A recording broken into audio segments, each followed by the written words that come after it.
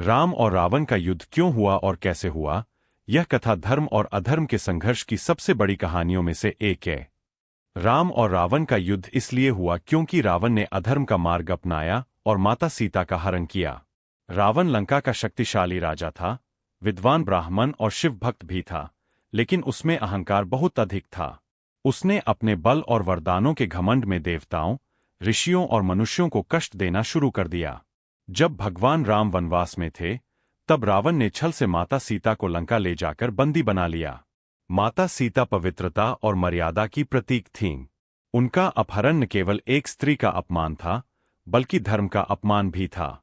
इसी अधर्म को समाप्त करने के लिए राम ने रावण से युद्ध करने का निश्चय किया। युद्ध की शुरुआत से पहले भगवान राम ने माता सीता की खोज की।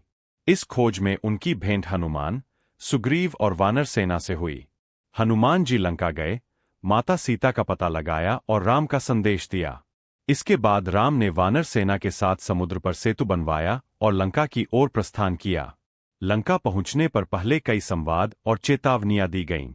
भगवान राम नहीं चाहते थे कि अनावश्यक रक्तपात हो, इसलिए उन्होंने रावण को समझाने का प्रयास किया कि वह माता सीता को लौटा दे।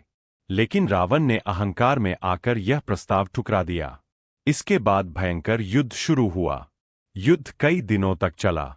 एक ओर राम, लक्ष्मण, हनुमान और वानर सेना थी, तो दूसरी ओर रावण, मेघनाद, कुंभकर्ण और राक्षस सेना। कुंभकर्ण अत्यंत बलशाली था, लेकिन उसने भी अधर्म का साथ दिया और युद्ध में मारा गया। मेघनाद ने लक्ष्मण को मूर्छित कर दिया। तब हनुमान जी संजीवनी बूटी लेकर आए और लक्ष्मण को बचाया। अंत में भगवान राम और रावण के बीच निर्णायक युद्ध हुआ। रावण के पास अनेक अस्त्र शस्त्र और मायावी शक्तियां थीं, लेकिन राम धर्म के प्रतीक थे। विभीषण के बताए अनुसार राम ने रावण की नाभि पर ब्रह्मास्त्र का प्रयोग किया। रावण का अंत हुआ और अधर्म का विनाश हुआ। इस युद्ध का संदेश यह है कि चाहे अधर्म कितना भी शक्तिशाली क्यों न हो, अंत में विजय धर्म की ही होती है।